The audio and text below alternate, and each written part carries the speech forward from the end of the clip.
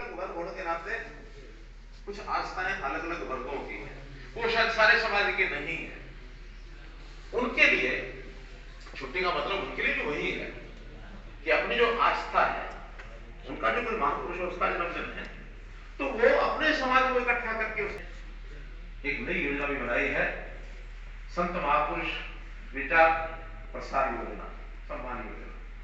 और पिछले 4-5 वर्षों में जब से लागू किया है, बहुत चीजें हम बहुत कार्यक्रम कर चुके हैं। उस दिन भी वही करें।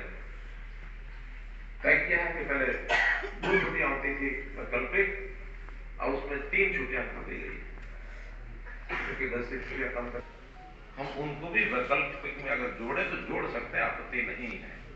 कारण क्या है, वैकल्पिक तो समाज ने, हम लोगों ने, कर्मचारियों ने अपने उस दिन को विशेष छुट्टी लेनी है। अशोक कुमार प्राथमिक शिक्षक है, सामाजिक कार्यकर्ता, प्रकृति पर्यावरण प्रेमी है, आदर्शता शुभकामनाएं। और अगला है तो एसडीएम कार्यालय से श्री कृष्ण कुमार, एसडीएम भिवानी के कार्यालय से है कृष्ण कुमार। उच्च अधिकारियों द्वारा दिए गए निर्देश की पालना करते हुए पूरे प्रदेश में सुशासन दिवस मनाया गया, जिसमें हमारे चंडीगढ़ से ऑनलाइन हमारे मुख्यमंत्री मनोहर लाल जी जुड़े, सभी जिला स्तर पर अधिकारी, हमारे जो आंगनवाड़ी कार्यकर्ता जिनको हमने फोन का आमंत्रण किया, और जो कर्मचारियों को चुना गया जिन्होंने अच्छा काम किया है, प्रथम द्वितीय तृतीय श्रेणी के पुरस्कार दिए गए। तो आज का दिन जब से मनोहर लाल जी मुख्यमंत्री बने हैं, तब से हमने आदरणीय हमारे पूर्व प्रधानमंत्री अटल बिहारी वाजपेयी जी की याद में सुशासन दिवस मनाते हैं।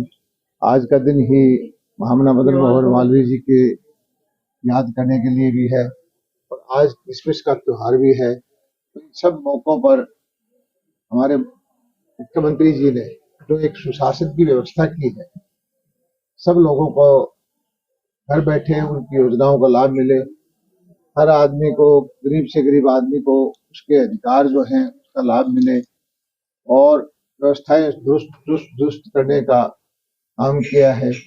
और लोकतांत्रिक प्रणाली में सब बराबर हों, किसी को किसी की हक पे दूसरा अधिकार ना जमा सके, ऐसी व्यवस्था करने का काम हमारी सरकार ने किया है।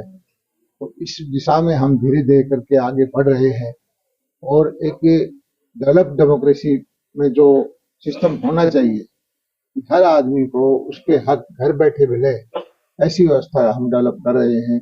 और इस दिशा में जितना काम हरियाणा सरकार ने आदरणीय मुख्यमंत्री मनोहर लाल जी के नेतृत्व में किया है, इतना पहले कभी नहीं हुआ, किसी और सरकार ने नहीं किया। मैं बधाई देता हूँ मुख्यमंत्री जी को कि उन्होंने एक बीड़ा उठा रखा है कि पुरानी गली सड़ी व्यवस्था को बदलना है और आम आदमी को उसका हक घर बैठे देना है। इसी का नाम सुशासन है, और इस दिशा में हम आगे बढ़ रहे हैं।